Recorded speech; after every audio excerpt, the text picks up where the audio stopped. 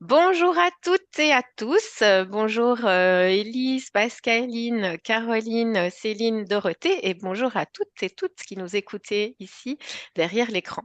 Nous sommes ravis de vous retrouver ou de vous revoir, de vous rencontrer aujourd'hui lors de cette table ronde autour du rapport au temps et la haute sensibilité.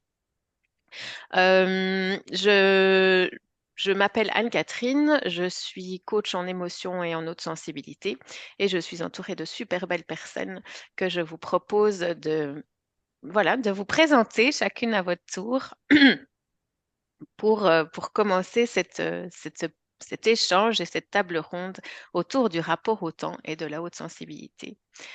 Élise, Oui, donc bonjour, Élise Lécuyer. Je suis coach pédagogue pour les jeunes et les femmes hautement sensibles.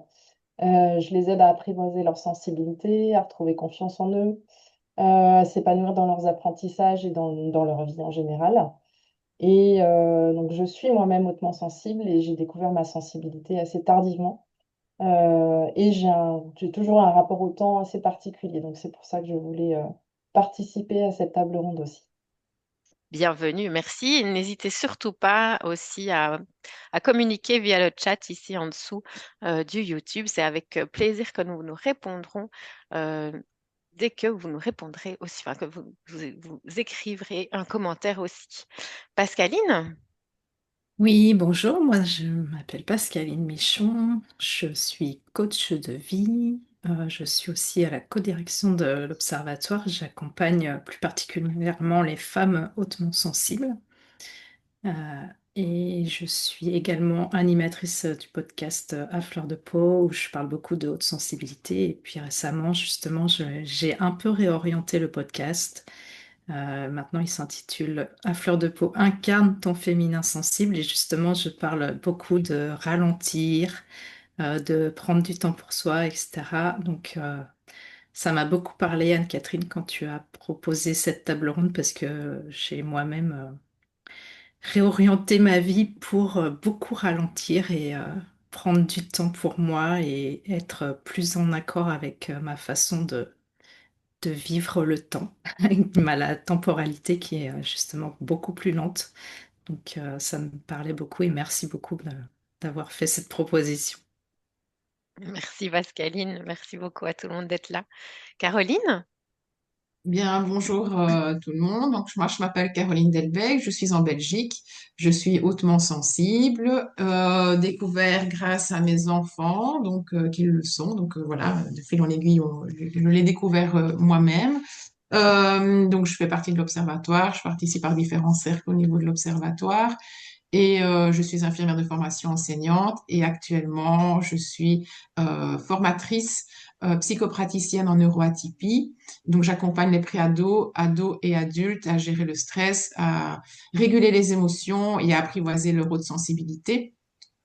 Alors, par rapport à cette table ronde, donc merci Anne-Catherine. En fait, ben, moi, mon rapport au temps a complètement changé il y a quelques temps suite à un événement de la vie et qui m'amène encore aujourd'hui, mais qui m'amènera encore, puisque c'est toujours là, à une prise de conscience de ralentir dans la vie, l'importance de ralentir vraiment pour cultiver ma paix intérieure. Et donc, voilà, donc je trouvais que le sujet était tip top. Et donc, j'avais envie de partager, de venir participer. Donc, merci à tous. merci. Céline, Bonjour, moi je suis Céline Durand, donc je suis psychopraticienne. J'interviens aussi dans différents cercles au niveau de l'Observatoire depuis un petit moment. Je suis spécialisée dans tout ce qui est accompagnement des femmes et des enfants neuroatypiques, et notamment au niveau forcément de la haute sensibilité. Je suis également formatrice. Pour moi, le rapport au temps, c'est vraiment un sujet dans la vie de tous les jours.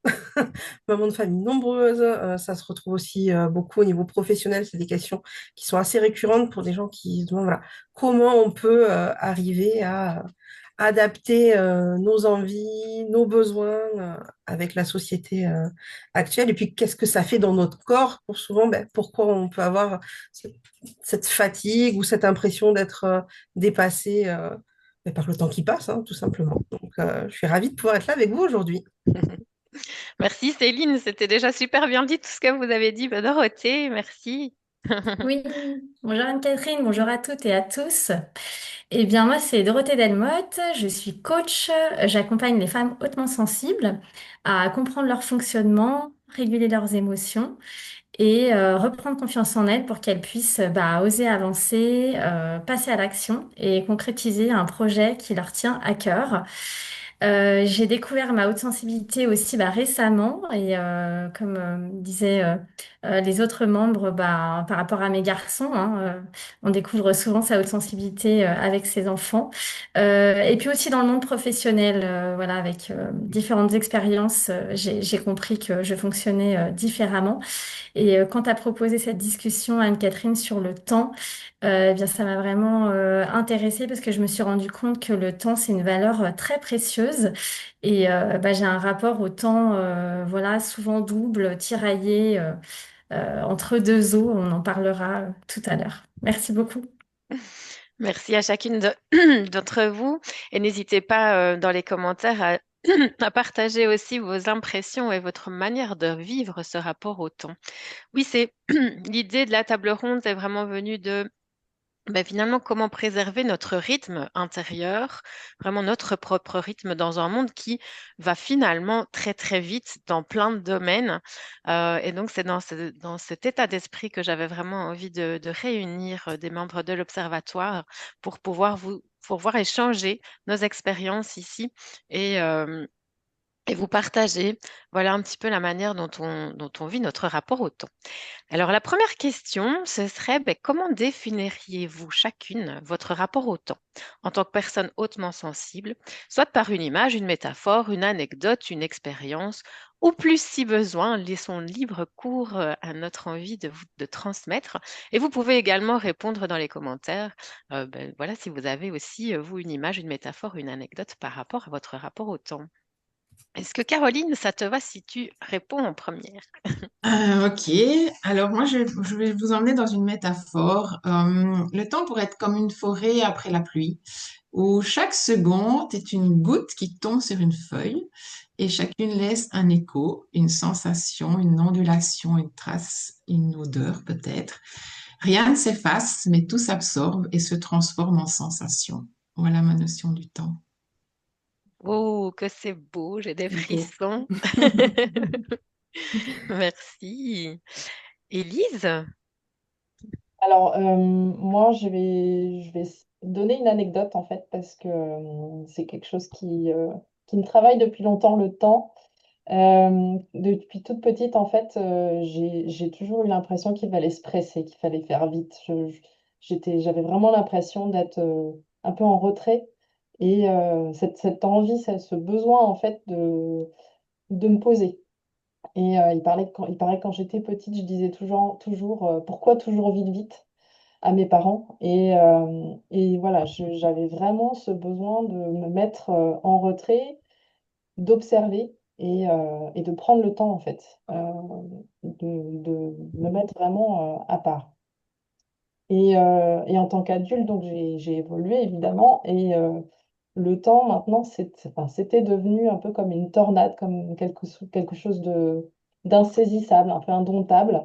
Euh, Quelque chose que j'avais l'impression de subir, en fait, que je pouvais pas arrêter, l'impression de devoir toujours courir, d'être vraiment dans la tornade, en fait, jusqu'à mon burn-out. Et après mon burn-out, j'ai changé de vision sur ce temps-là, qui est devenu plutôt quelque chose de malléable, quelque chose de plus flexible, que je puisse arranger un peu comme je veux, un peu comme de la pâte à modeler presque. Donc voilà, ça a vraiment changé mon rapport au temps. J'essaye le plus possible de ne plus le subir, mais de le choisir, en fait, autant que possible. J'espère Hmm. pas avoir été trop longue. Non, de le choisir et puis de le subir. Voilà, ouais, je trouve ça merveilleux. Merci. Pascaline, merci beaucoup, Élise. Ça me parle beaucoup ce que tu dis, Elise, parce que je me retrouve énormément, pardon, dans ce que tu as partagé. Moi, c'est pareil, je suis quelqu'un qui aime beaucoup la lenteur. Je suis quelqu'un qui aime beaucoup prendre le temps, contempler. Je peux passer des heures dans mon jardin à regarder une belle lumière qui traverse dans les feuillages. Euh, du coup, effectivement, depuis que je suis toute petite, je suis quelqu'un qui prend mon temps. Et puis, malheureusement, ben, comme beaucoup de personnes, enfin, on m'a souvent reproché justement que j'étais pas assez rapide, notamment ma mère, qui supportait pas parce que elle était super active et elle est pas capable de se poser 5 minutes. Il faut toujours qu'elle soit en action. Donc au fur et à mesure, je me suis dit, bah en fait, ma lenteur, c'est un problème, c'est un défaut. Donc je le vivais très mal. Je me disais, mais pourquoi je suis pas comme tout le monde? Et donc effectivement, mon rapport au temps, il a toujours été conflictuel parce que moi, j'avais envie d'être beaucoup plus lente dans la lenteur. Et en fait, ce qu'on me renvoyait dans la société aussi, à l'école, partout, et puis après dans le travail, c'était qu'il fallait aller tout le temps vite. Et moi, je prenais beaucoup sur moi. Et comme toi, Élise, il y a 2 ans, j'ai fait un épuisement émotionnel.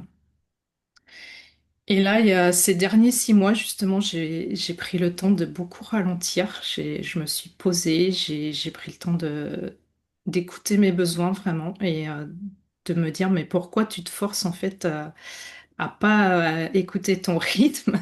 Et donc, depuis 6 mois, là, j'ai vraiment fait un switch complet par rapport à ce fameux temps, cette ligne de temps et de comment je l'appréhendais.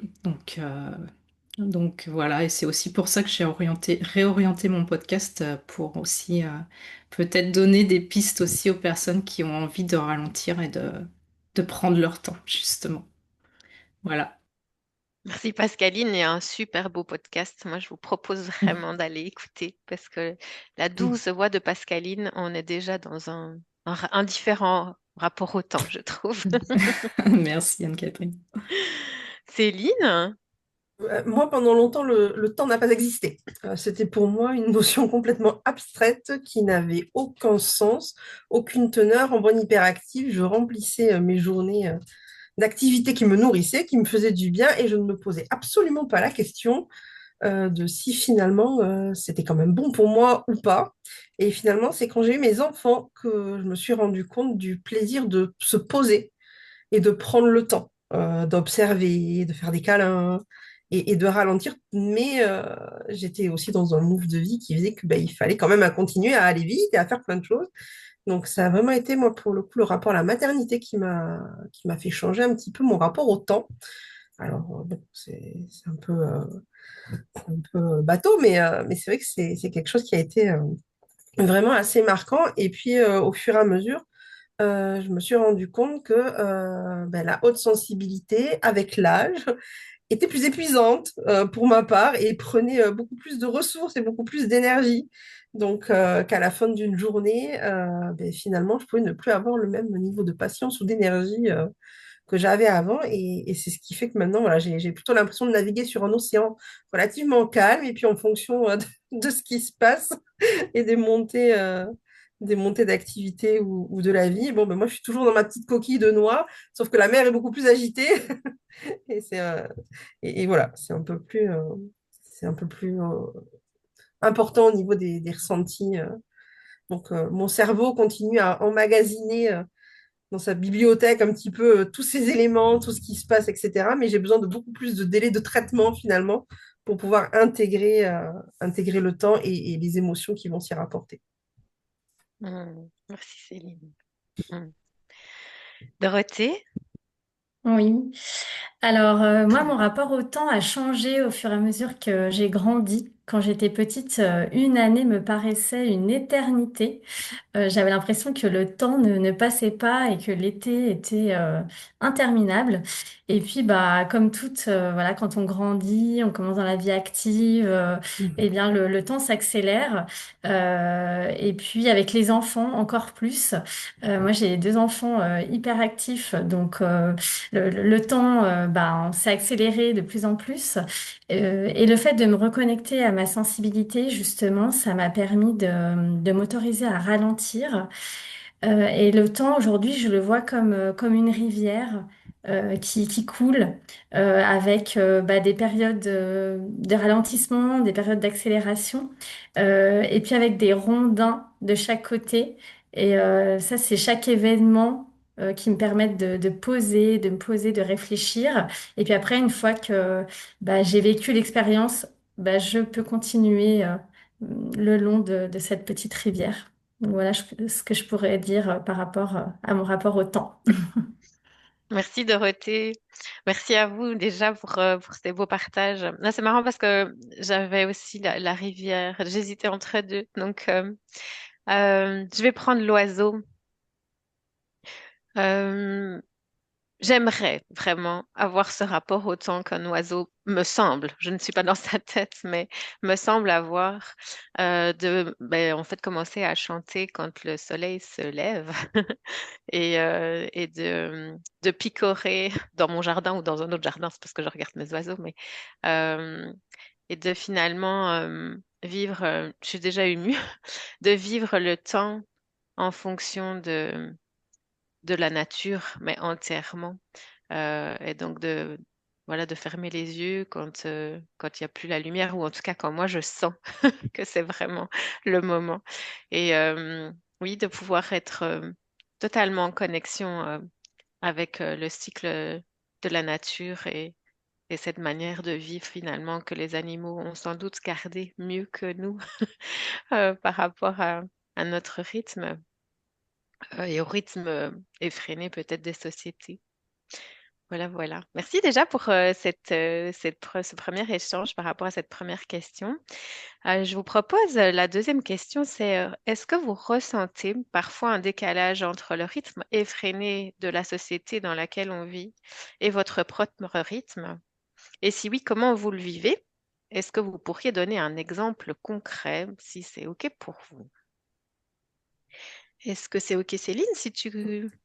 Moi, je le ressens plus ces dernières années depuis que mes enfants sont retournés à l'école. C'est-à-dire que pendant 8 ans, j'ai été en instruction en famille avec mes enfants, ce qui fait qu'on avait un rythme de vie qui colle un peu à ton image de l'oiseau finalement, puisque en fonction, on vivait vraiment au rythme des saisons, au rythme de la nature, en fonction des centres d'intérêt de chacun, et puis surtout en fonction de nos biorhythmes. Donc on avait des couches tôt, des couches tard, des lèvres tard, des moments d'effervescence en fonction vraiment du rythme de chacun.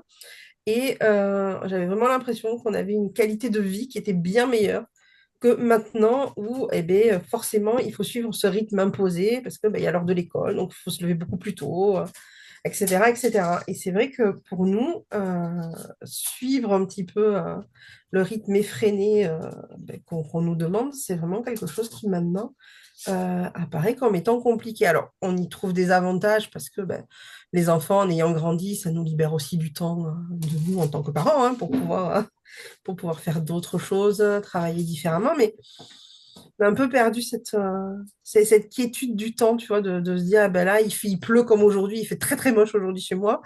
Eh ben, on prend juste un bon bouquin, on se met au coin du feu, on boit son café, puis c'est pas grave. On va en profiter et puis on verra plus tard ce que ça donne, quoi.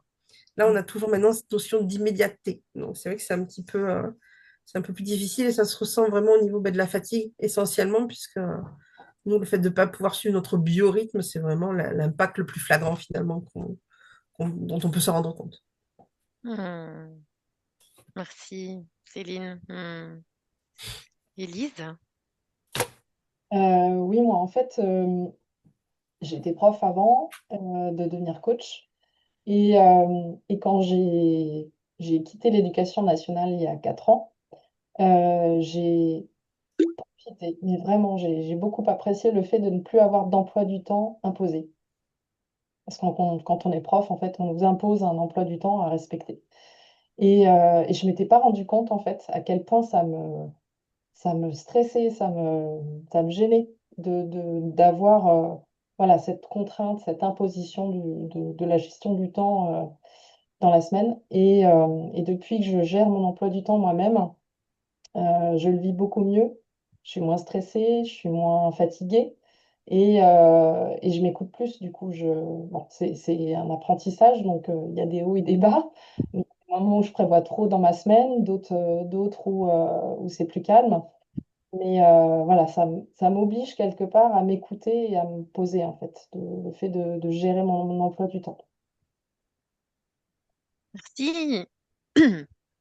Caroline? Mais moi, je peux dire que maintenant, plus qu'avant, oui. Même si ça relève encore parfois moi, du challenge et du défi de ne pas repartir dans un rythme effréné, puisque je suis quand même un petit peu très active.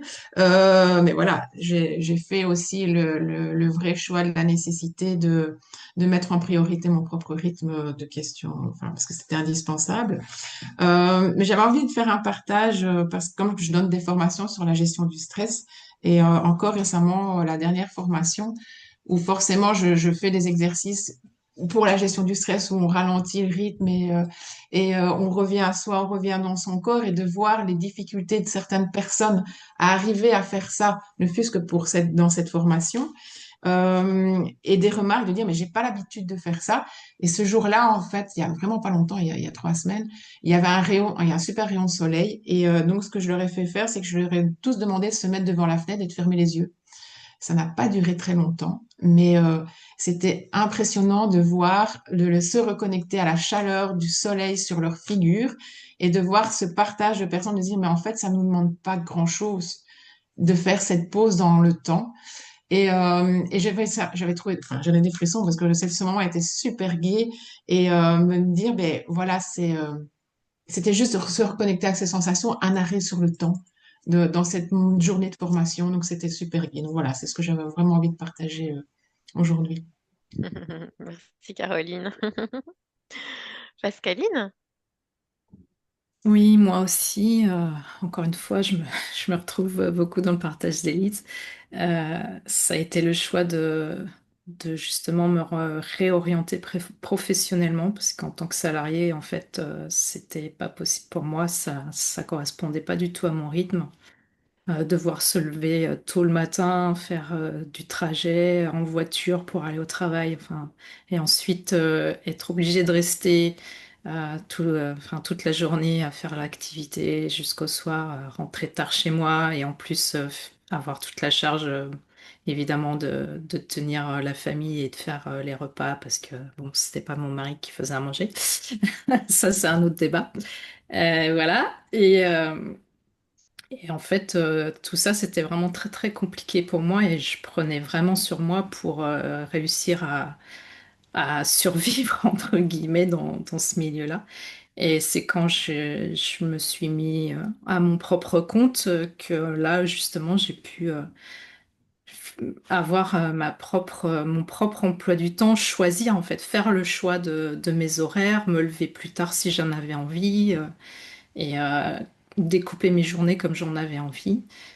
Pendant longtemps, même en tant que enfin, auto-entrepreneur, j'ai aussi culpabilisé parce que je me disais, ouais, t'es privilégié, regarde les autres, ils sont obligés. Mais après, je me suis dit, mais non, mais en fait, t'as fait ce choix-là pour toi, en fait. C'est vraiment un choix que t'as fait en conscience.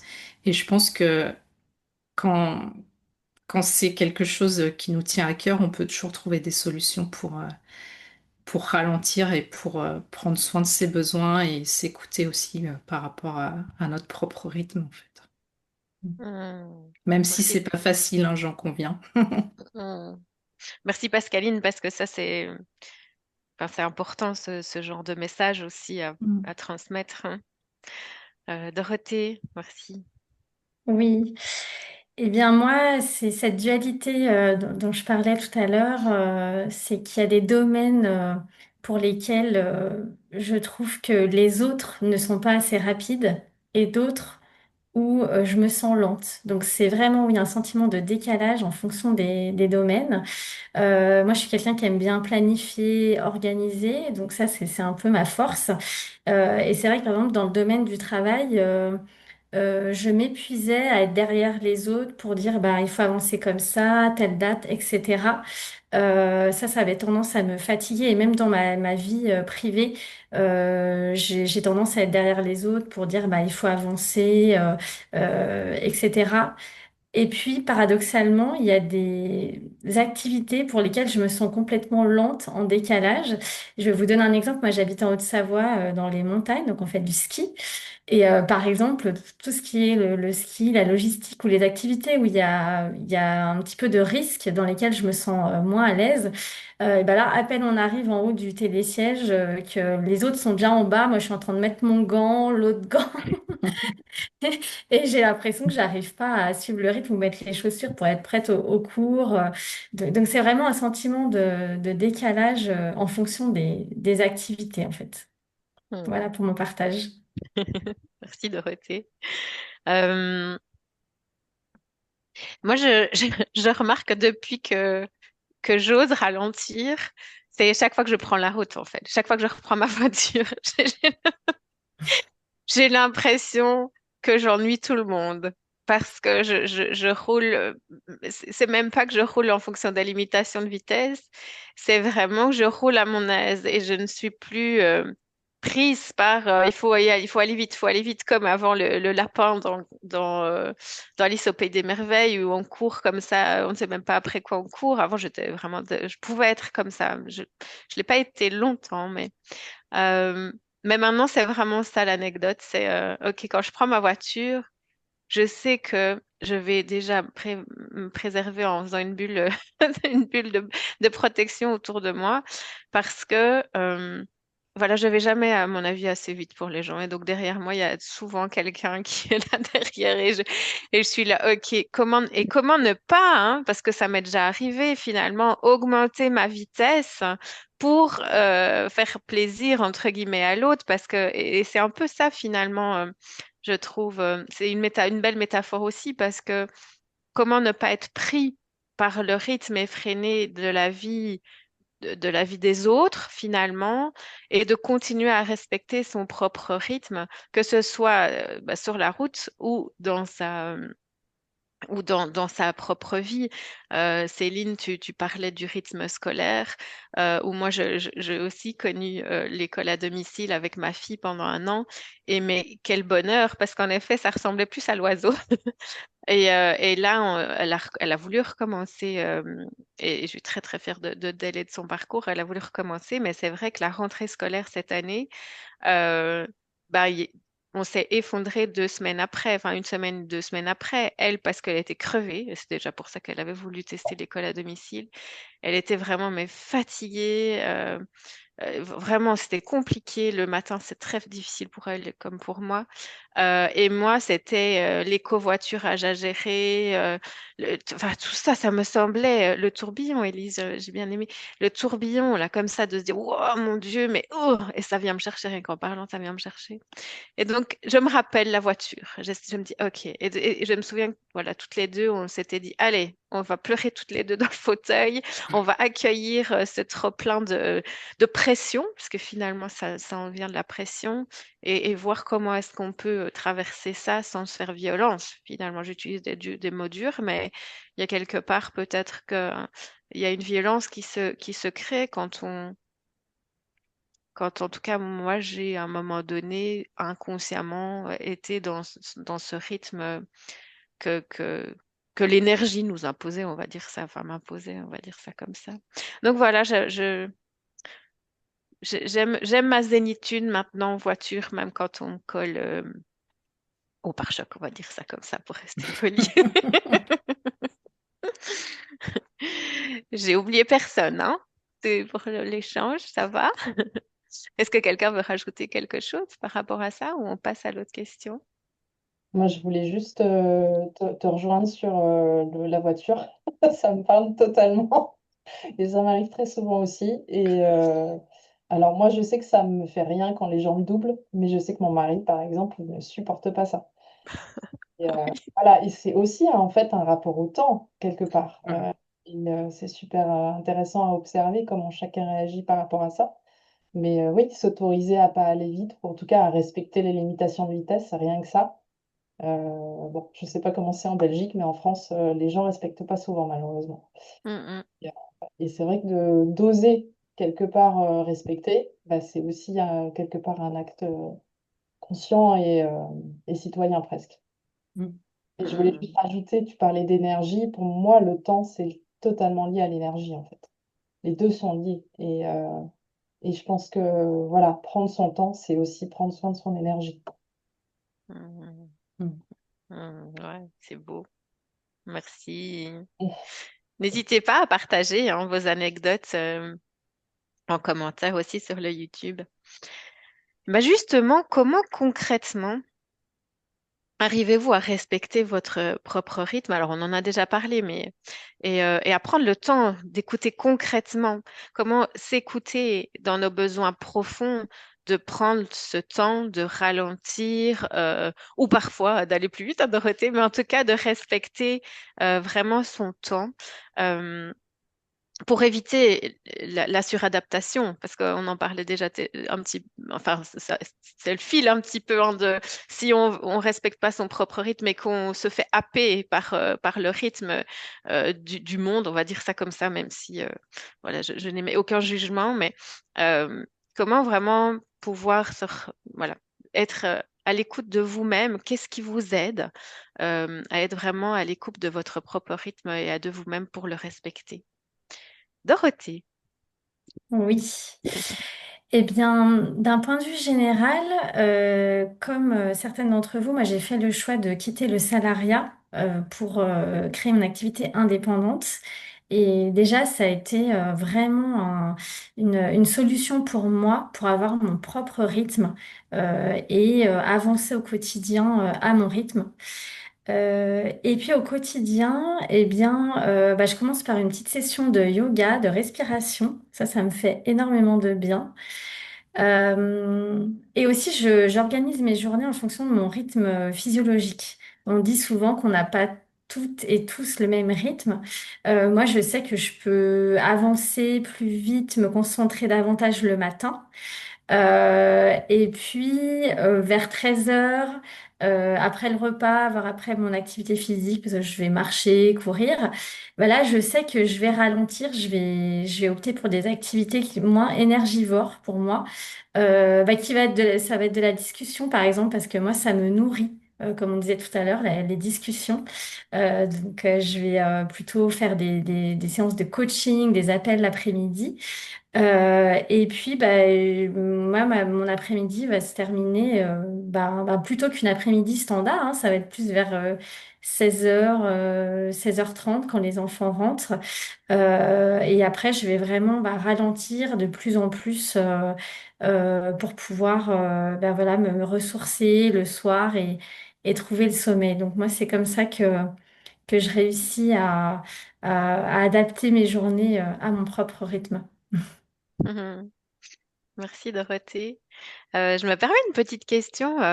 Quand tu sens en plus, quand tu sens que voilà que tu sens que tu es quand même prise dans ce dans ce rythme un peu plus euh, rapide, que ce soit au niveau des pensées, hein, c'est aussi sa propre énergie parfois qui peut nous refaire aller très très vite.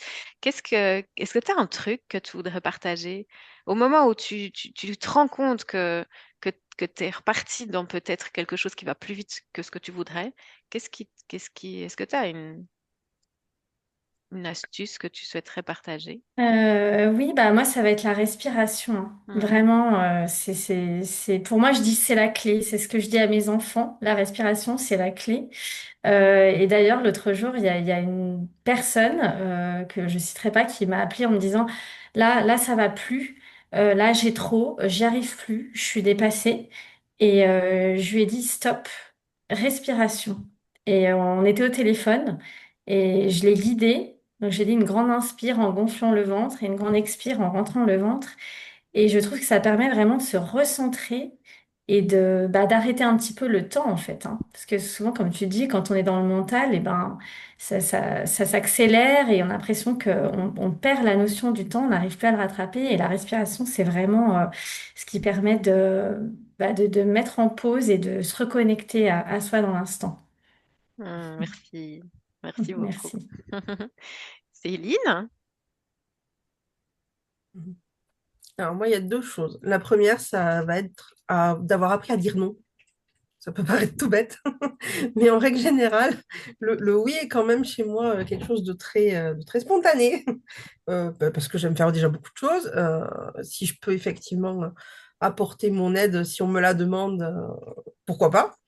Donc, arriver à dire non et à prioriser et à hiérarchiser finalement les demandes, les événements et les besoins, ça a déjà été une première étape pour arriver à mieux gérer cette notion de temps et de surcharge qu'on pouvait parfois ressentir.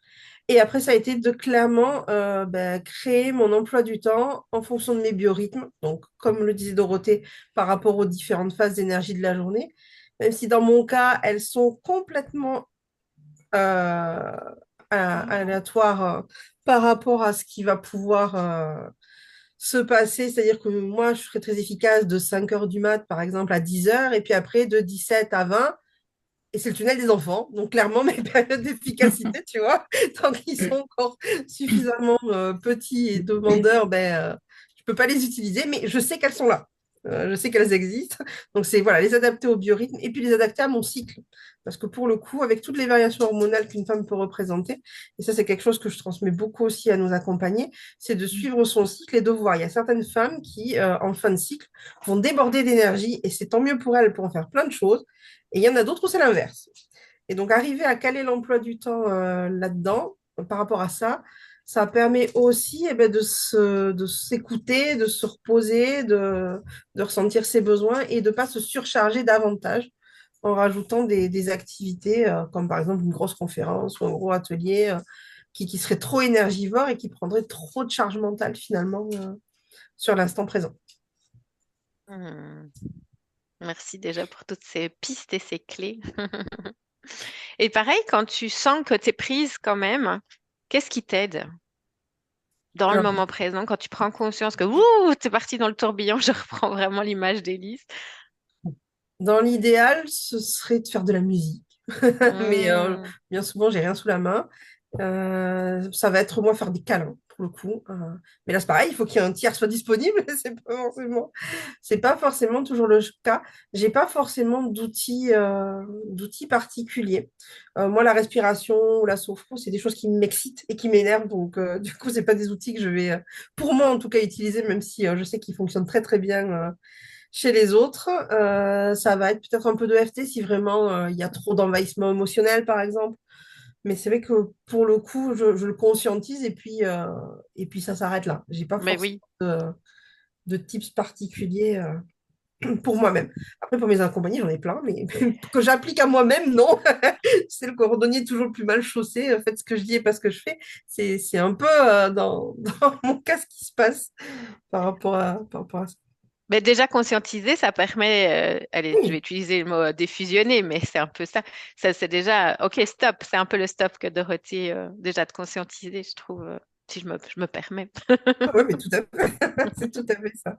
Mais c'est vrai que c'est pas forcément un outil que tout le monde utilise parce que si on est trop pris dans notre émotion, parce que sur l'instant T, on se rend compte de la to-do list, vous savez, la fameuse là où il y a 12 milliards de cases à cocher et qu'on se rend compte que mince, c'est déjà presque la fin de la journée et puis il nous reste encore des kilomètres et puis on s'en est rajouté dans la journée parce que quand on a fait une tâche par effet boule de neige, on en a rajouté trois autres, forcément c'est plus difficile.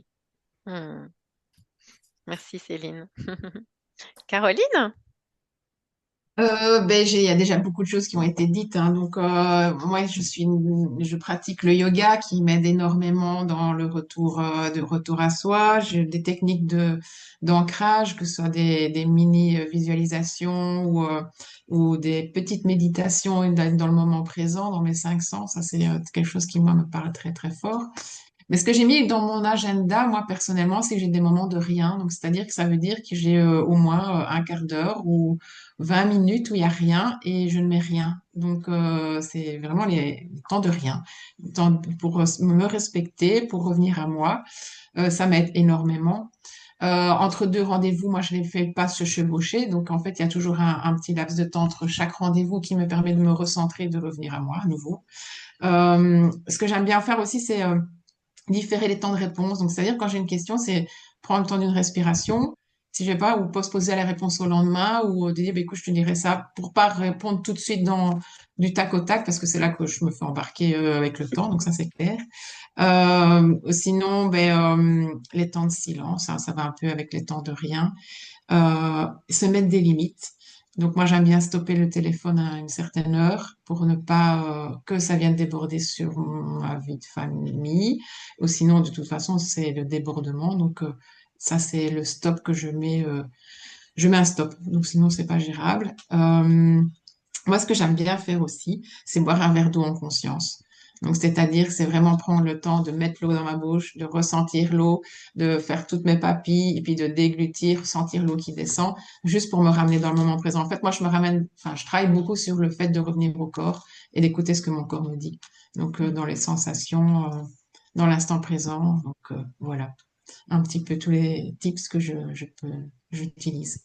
Merci Caroline, hein. C'est déjà beaucoup et plein, enfin pas beaucoup, mais c'était déjà plein d'outils comme Mary Poppins, c'est ça? Oui, Caro Poppins. Caro Caro Poppins. Poppins. Pour la petite histoire, voilà, c'est un peu son surnom. Et j'aime beaucoup cette image de sac avec plein d'outils dedans et de l'utiliser en fonction des besoins. Merci beaucoup, Caroline. Élise? Oui, alors bah, ce que je vais partager, voilà, il y en a déjà plusieurs qui l'ont mentionné. Moi, j'utilise beaucoup le yoga, la cohérence cardiaque, le FT aussi, ça m'aide beaucoup. J'essaye de faire une séance le matin, j'arrive pas toujours. Il y a des matins où j'ai pas envie, donc je le fais pas. Mais j'essaye de vraiment me poser et de m'autoriser aussi à me poser quand je le ressens au niveau du corps. J'essaye, c'est toi Caroline qui disais, je reviens souvent à mon corps, faire un scan corporel par exemple, aller visionner un petit peu et se concentrer sur les différentes parties du corps. Des fois, ça permet de lâcher le mental et de faire un choix en conscience en fait, de comment je me sens, de quoi j'ai besoin et est-ce que j'ai vraiment envie, est-ce que c'est bon pour moi ce que je m'apprête à faire. Et ça, j'essaye de le faire un peu tous les jours, même si voilà, j'ai prévu des choses dans l'emploi du temps, je me dis, voilà, je m'écoute d'abord et je regarde qu'est-ce que j'ai envie de faire aujourd'hui. Et ça, c'est vrai que ça peut être une aide aussi. Apprendre à dire non, comme tu disais, Céline aussi. Savoir dire non à certaines choses qu'on avait déjà prévues dans l'emploi du temps, mais on sent que ça va faire trop, par exemple. Euh, Qu'est-ce que j'utilise encore? Oui, moi, j'ai testé plein d'outils de gestion du temps. Les agendas, ma matrice d'Eisenhower, etc. Tout ce qui était pour prioriser. Et personnellement, moi, je me suis rendu compte que ça me stressait plutôt qu'autre chose, que ça ne me convenait pas. Et alors, je suis toujours à la recherche de quelque chose de plus personnel, un agenda un peu personnalisé, mais je ne l'ai pas trouvé pour l'instant. Je le crée peut-être. Mais juste pour dire que voilà, on est tous différents et je pense que voilà, ce qui fonctionne pour une personne ne va pas forcément fonctionner pour une autre. Et donc, ça implique vraiment de se connaître et de s'observer, un peu comme tu disais, Dorothée, tout à l'heure, de regarder quelle période dans la journée, quel moment de la journée on est plus efficace, et on a plus d'énergie, et faire en fonction, en fait. Et puis, bah, le cycle féminin, comme tu disais, Céline, aussi, conditionne beaucoup de choses. Il y a des moments où on va avoir prévu plein de choses et on n'a pas l'énergie pour. Et donc, de pouvoir, voilà, ne pas faire certaines choses, s'autoriser à se reposer plutôt que de faire ce qu'on avait prévu. C'est pas toujours simple, mais je pense que c'est important. Hmm. Merci Élise, merci beaucoup. Pascaline? Oui, ben, je pense que comme tout le monde l'a dit, c'est vrai qu'on a déjà pas mal de petits tips et je me retrouve beaucoup dans tout ce que vous avez partagé. Moi, contrairement à Dorothée, je ne suis pas du matin et je suis plutôt de l'après-midi. Donc le matin, je prends le temps de me lever, je me lève toujours à la même heure et j'ai ma petite routine. Souvent, je fais mon sport le matin, je sors, je vais me promener. Voilà. Et puis l'après-midi, c'est consacré au travail. Donc là, par contre, l'après-midi, je peux être hyper focus et je peux travailler pendant 4-5 heures d'affilée sans me rendre compte que je suis en train de travailler parce que là, je suis hyper focus. Donc du coup, je m'oblige à faire des pauses parce que là, je peux être tellement prise par ce que je fais que je m'en rends pas compte. Voilà. Je fais très attention aussi aux sollicitations, que ce soit les notifications, les mails et tout ça. Je fais attention à ça. Le week-end, je ne consulte pas, je n'allume pas mon ordi, je consulte pas mes mails, rien. Donc voilà, ça c'est quelque chose que j'ai mis en place. Et puis autrement, bon, bah, ça m'arrive que je sente aussi que là, je me suis laissée emporter par les tâches. Déjà, je fais pas de to-do list, donc ça, c'est important pour moi. Comme disait Elise, ça a plutôt tendance à me stresser qu'autre chose. Donc voilà. Et quand je sens que bah, là, je suis un petit peu trop dans la tension, déjà, je le ressens dans mon corps. En fait, je vais avoir les mâchoires qui vont se contracter, les épaules aussi. Souvent, c'est le haut du corps qui prend parce que j'essaye de tenir à tout prix, en fait. Donc là, quand je sens que j'ai commencé à avoir des tensions partout, bah là, je conscientise et je dis, bon, bah là, je fais stop, je vais sortir dans mon jardin, prendre l'air, ou alors là, je me suis formée récemment à la danse médecine, la danse thérapie. Donc, ben, du coup, là, je vais mettre une playlist et puis je vais danser, je vais aller délier mon corps. Et moi aussi, comme Caroline, ça repasse toujours par le corps, en fait. Et quand on redescend dans son corps, et ben là, le temps, il ralentit, en fait, obligatoirement. Et le mental aussi, il s'apaise beaucoup. Et je médite aussi beaucoup, dès que je sens que j'ai besoin. Parfois, quand on est trop agité, la méditation, c'est pas forcément ce qui nous convient le mieux. Des fois, il va falloir décharger avant, genre justement faire bouger son corps. Et puis après, là, oui, on peut se faire une petite visualisation, une petite méditation. Et ça permet de poser un petit peu comme une boule à neige hop, qui va redescendre, qui va se redéposer. Et le calme revient. On ralentit. Merci beaucoup. Plein de pépites, d'outils à tester, hein. Comme le disait si bien Élise, chaque outil ne convient pas à tout le monde et le but c'est de trouver celui qui nous convient. Pour ma part, moi j'ai vraiment enfin, réussi à respecter mon rythme quand je suis devenue indépendante, même si au début j'en ai fait beaucoup, beaucoup, beaucoup.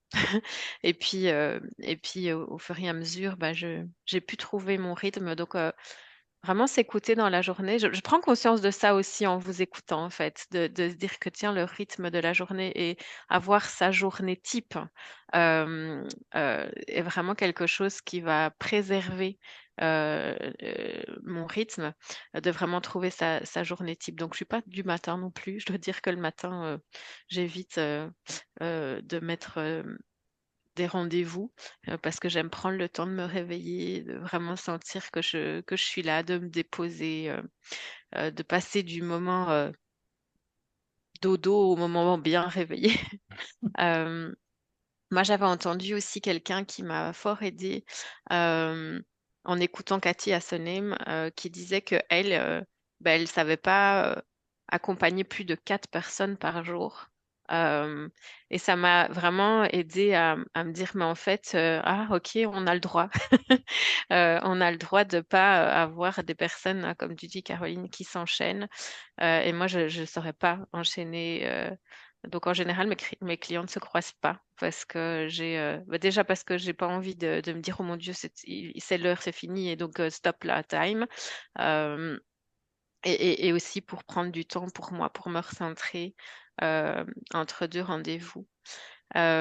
Prioriser, où je me suis rendu compte aussi que ma valeur maman, ma valeur famille était vraiment quelque chose de très important. Et donc, de toujours avoir en tête cet équilibre-là, euh, même quand, même dans ma phase où j'ai vraiment été dans l'expansion de ce que je proposais, ben, voilà, je me suis rendu compte que j'avais perdu un peu cet équilibre.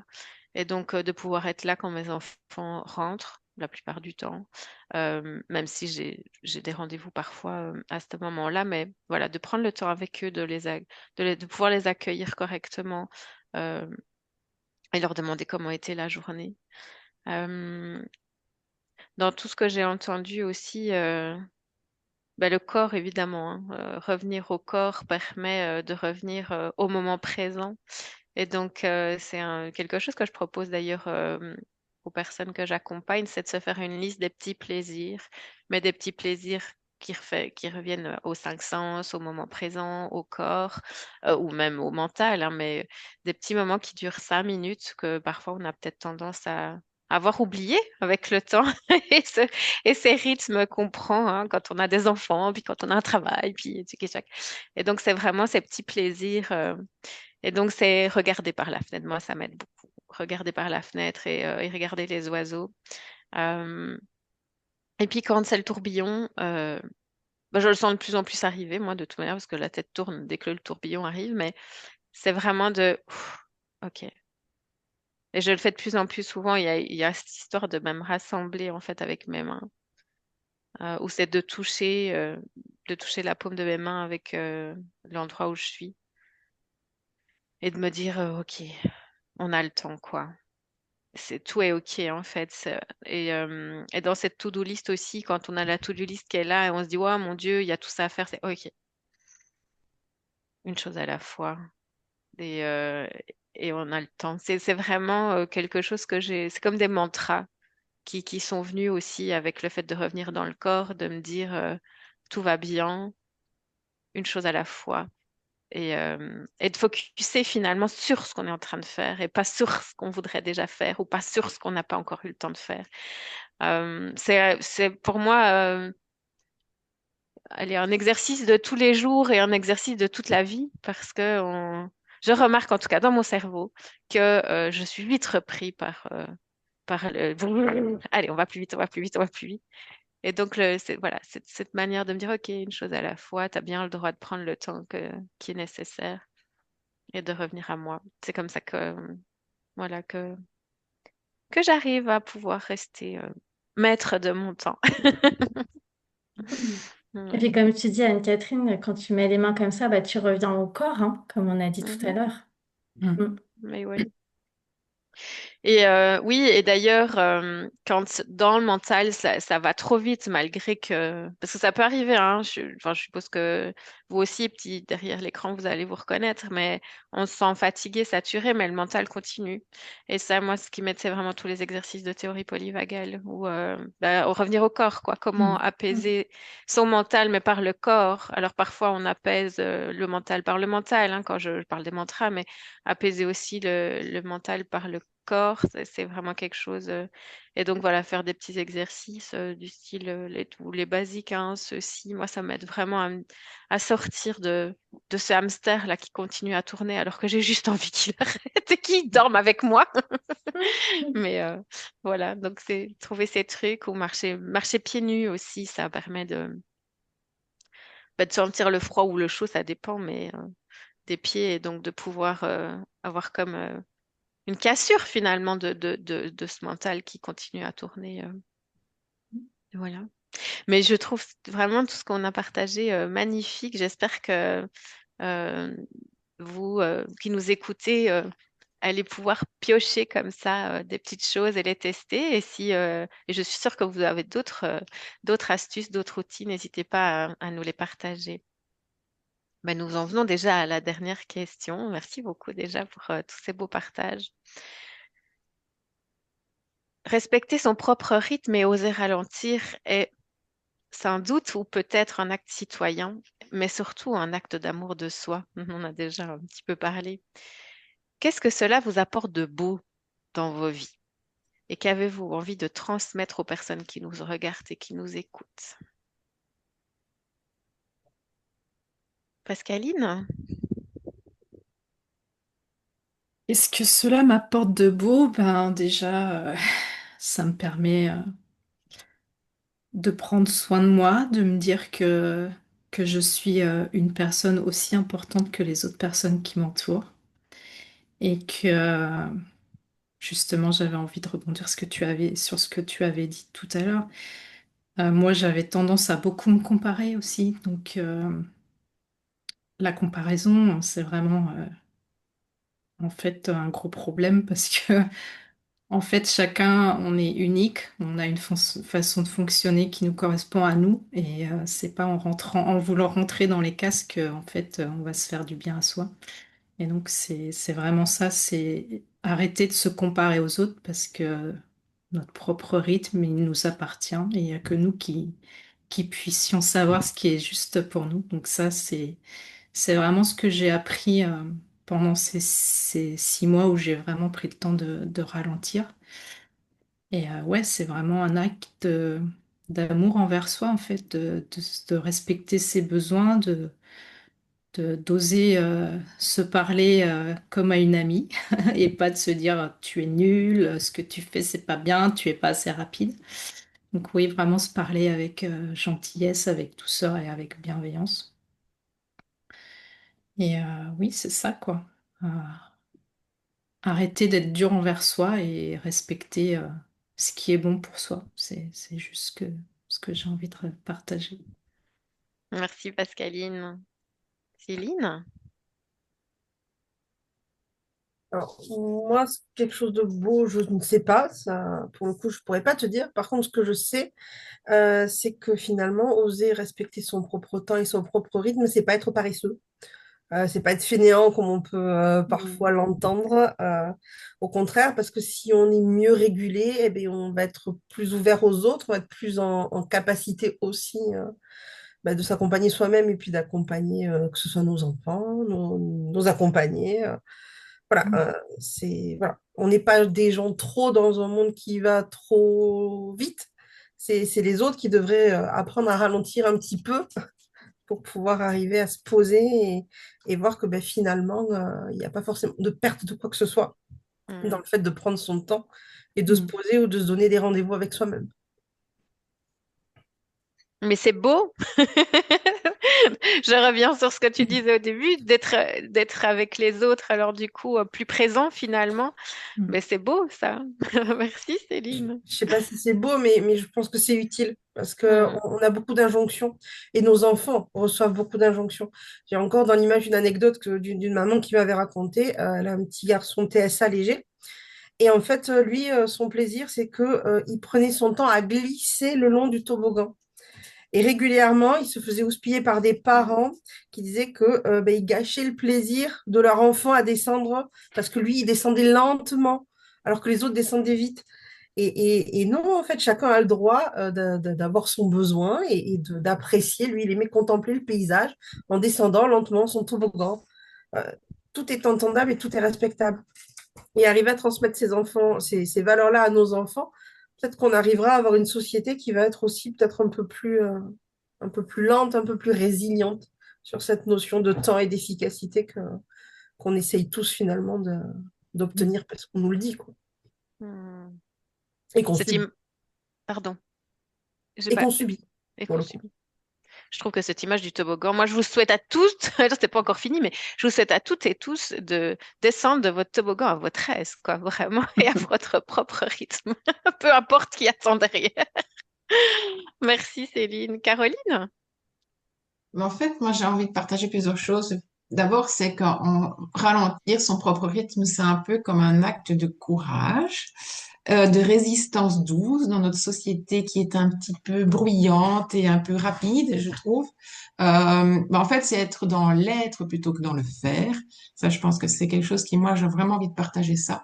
Donc oui, c'est vraiment un geste d'acte d'amour de soi.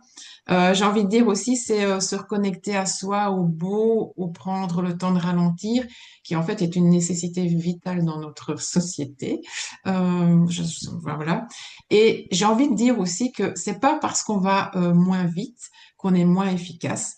Que du contraire, que quand on ralentit, on est beaucoup plus efficace, on est plus créatif, on a beaucoup plus d'intuition et donc on est quelque part plus, oui, je dirais plus efficace en fait dans cette société qui est dans la rapidité, mais qui, je pense, ne se rend pas compte que ça file comme ça. C'est dans l'être. Et donc, j'ai envie de parler que je vais te rejoindre avec la théorie polyvagale, parce que moi, c'est mon grand dada. C'est passer vraiment de l'état de survie à l'apaisement. C'est aller rechercher cette sensation de sécurité intérieure et d'avoir vivre cette intensité, mais sans la surcharge que l'on peut avoir dans cette société. Et je vais vous partager la citation de Linda Tai, que j'ai suivi sa formation, mais qui est pour moi une pépite et qui tombe à pic avec cette table ronde, c'est que tout ce qui dure dans la nature pousse lentement. Donc voilà, j'avais envie de partager cette citation de Linda Tai à cette table ronde. Voilà, je n'ai des frissons. Voilà, merci en tout cas. Merci, merci, merci. Moi aussi, j'ai eu des frissons. J'avais envie de mettre plein de cœur partout. Merci. Dorothée. Oui, et ben moi j'aimerais dire que contrairement à ce qu'on croit, ralentir, c'est gagner du temps.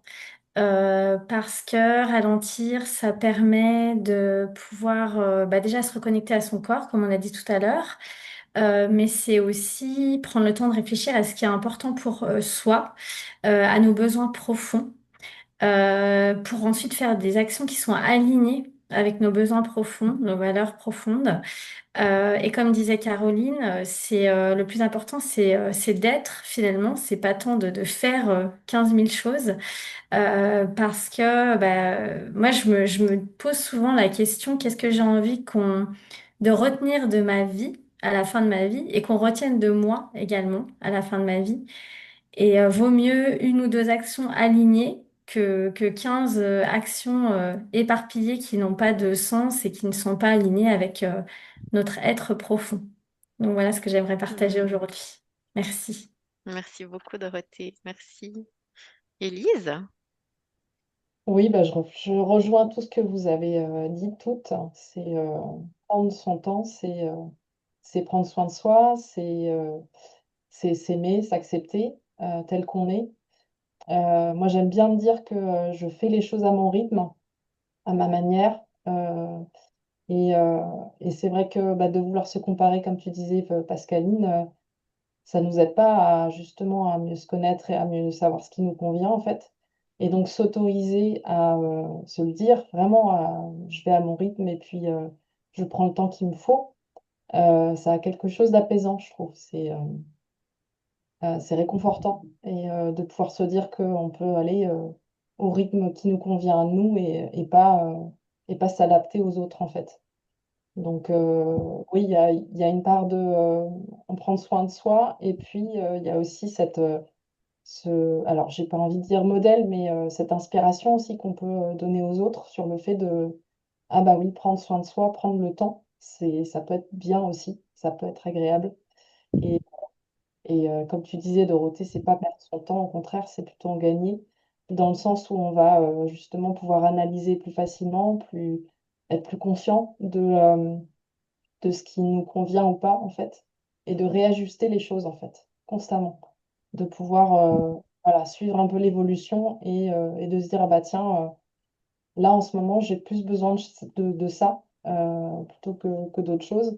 Et donc, je vais porter mon attention plus sur ça. Enfin, voilà, ça permet aussi de s'ajuster et d'évoluer, en fait.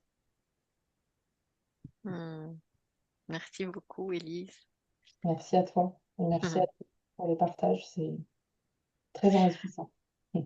Oui, c'est ça qui est magnifique dans les échanges comme ça, c'est que ça nous rappelle aussi des choses, ça nous fait découvrir d'autres choses dans tout ce qu'on a découvert aujourd'hui et tout ce qu'on a partagé aujourd'hui. Moi, je vous rejoins aussi beaucoup et ce que j'aime, moi, dans cette manière de respecter mon propre rythme, eh ben, c'est vraiment d'apprendre à me connaître davantage, mais tous les jours. Donc, comme s'il y a, il y a rien d'acquis finalement, puisque tous les jours, ben, on vit des choses différentes, on expérimente, et donc c'est de pouvoir entendre et écouter pour être mieux aligné avec nos valeurs, avec nos besoins. Et dont j'ai quelque chose qui m'a aidée et je sais je, et dont je suis fière, je vais le dire comme ça, j'étais là, je le dis, je le dis pas, ben oui, si je vais le dire, c'est cette importance d'être dans la relation. Donc moi, je sais que quand je suis dans la relation, je suis dans mon rythme. J'arrive à être dans la régulation et la co-régulation, pas de manière forcée, c'est vraiment quelque chose qui est assez naturel chez moi. Et donc, enfin, respecter mon propre rythme, pour moi, c'est de pouvoir être vraiment présent avec la personne qui est en face de moi ou les personnes qui sont avec moi. Et ça, c'est quelque chose qui, pour moi, est très, très, très, très important. Et, euh, et de pouvoir, du coup, être à l'écoute et d'offrir cet espace-temps aux personnes je pense à mes enfants, mais évidemment aux personnes aussi que j'accompagne. Euh, donc il y a vraiment voilà, ce côté précieux de se connaître soi, de répondre à ses besoins. euh, et d'être présent aussi aux autres. Et de l'intuition, merci Dorothée, t'en as parlé, Caroline aussi je pense, mais quand on respecte son rythme, j'ai l'impression, en tout cas c'est comme ça que je le vis par expérience, que les intuitions sont de plus en plus présentes. Et dernièrement, moi j'ai vraiment eu plein de choses où euh, le rapport au temps changeait aussi dans ce sens-là, où j'avais des intuitions la veille enfin voilà, je vivais des choses que le lendemain j'allais vivre. C'était vraiment assez incroyable. Et je pense que ça m'arrive quand justement je suis vraiment alignée avec mon rythme personnel. Donc ce que j'ai envie de transmettre, vous l'avez dit, et c'est important, je pense, de pouvoir le rappeler, c'est en effet que on a chacun son rythme et surtout, allez-y, respectez votre rythme. La porte du cœur et la porte d'être soi s'ouvrira d'autant mieux, d'autant plus facilement, de manière plus fluide, quand vous oserez vraiment respecter votre propre rythme, qu'il soit lent, rapide ou pas. Je veux dire, il n'y a pas, il y a pas de bon ou de mauvais rythme. Le seul bon, c'est le vôtre. Donc, voilà, derrière l'écran, vraiment, écoutez-vous, soyez vous-même, osez vivre votre propre rythme euh, pour être en connexion avec vous et en connexion avec les autres. Je vous remercie beaucoup les filles, vraiment, vraiment merci. Je remercie l'Observatoire aussi qui permet des beaux échanges, des belles tables rondes, des belles conférences, des beaux ateliers, des belles rencontres comme ça a été le cas entre nous où on se voit régulièrement. Si vous voulez soutenir l'Observatoire, n'hésitez pas dans le descriptif, vous verrez que il y a une proposition d'appel aux dons. Je voulais savoir, les filles, si vous aviez envie de rajouter quelque chose, peut-être le mot de la fin, puisqu'on arrive à la fin. Merci beaucoup à tout le monde de nous avoir écoutés et n'hésitez surtout pas, on vous invite vraiment à partager aussi parce que le but, c'est ça aussi, c'est de partager entre nous. Donc, nous lirons vos commentaires et nous y répondrons le plus rapidement possible, à notre rythme, bien sûr. Je vous propose, si ça vous va, de faire le mot de la fin ou si vous avez besoin de rajouter quelque chose ou de transmettre quelque chose, n'hésitez pas surtout. Et je vais commencer par Pascaline. Non, je pense que déjà on a dit pas mal de choses et ben, un grand merci à toi, Anne-Catherine, d'avoir proposé ce thème, ce qui me parlait beaucoup. Et je sens que dans cette société-là d'aujourd'hui où on est vraiment trop comprimé, on doit rentrer dans les cases, on doit faire les choses un petit peu comme des robots, je pense que c'est important justement de prendre conscience que qu'on a chacun notre rythme et qu'on peut faire les choses selon nos propres besoins, sans, sans du coup se contraindre trop. Et je sais que c'est pas facile, des fois ça vient nous chercher au niveau de notre peur du manque, notre culpabilité de pas faire les choses comme les autres et il faut juste être doux envers soi, bienveillant envers soi et prendre le temps justement de s'écouter. Merci Pascaline. Céline. Moi, je dirais, rester positionné sur votre propre temporalité, essayer de la préserver, de la chérir, de la transmettre. C'est vraiment ce qui est le plus important. Merci Céline. Caroline. Moi, je dirais de goûter, en tout cas d'aller tester l'être du cœur et un peu moins du fer. Hmm, merci. Élise. Moi, j'ai juste envie de vous dire, prenez du temps pour vous, autorisez-vous à prendre ce temps-là et cette liberté-là de gérer votre temps à votre manière, en fait. Merci Élise. Dorothée. Oui, bah, je dirais que le temps, c'est une valeur précieuse, comme je disais en tout début. Et oser appuyer sur ce bouton stop pour ralentir et s'entraîner à le faire au quotidien. parce que c'est comme un muscle qui s'entraîne à, à ralentir et à se reconnecter à soi. Merci pour les partages. Merci Anne-Catherine. Merci Dorothée. Moi, je dirais osez être vous. J'ai envie de vous dire ça et surtout un grand merci. Un grand merci parce que ce qui se passe ici, ben, c'est justement grâce à une communauté qui ose être à son propre rythme et une communauté qui nous permet de nous rencontrer et donc aussi de vous partager nos expériences et ce genre d'échange. Donc, vraiment gratitude parce que ben, vous m'apprenez tous les jours et ça, moi, je trouve que c'est merveilleux. Et c'est ça aussi la richesse d'oser être grâce à vous. Merci vraiment d'avoir répondu positif à cette table ronde, ce qui m'enchante. Et je voudrais aussi, bah, tiens, en parlant de ça, ce qui aide aussi à pouvoir respecter son rythme, c'est de s'émerveiller. Donc voilà, je vous propose aujourd'hui de vous émerveiller, d'avoir des paillettes dans les yeux et de prendre soin de vous. Merci beaucoup. Je vous souhaite une bonne quinzaine de la sensibilité et j'espère vous revoir très bientôt. Un tout grand merci, Élise, Pascaline, Caroline, Céline et Dorothée. Merci beaucoup et merci à vous qui nous avez écoutés. À tout bientôt. Au Merci revoir. Anne-Catherine. À Merci bientôt. Anne-Catherine. Merci à tous.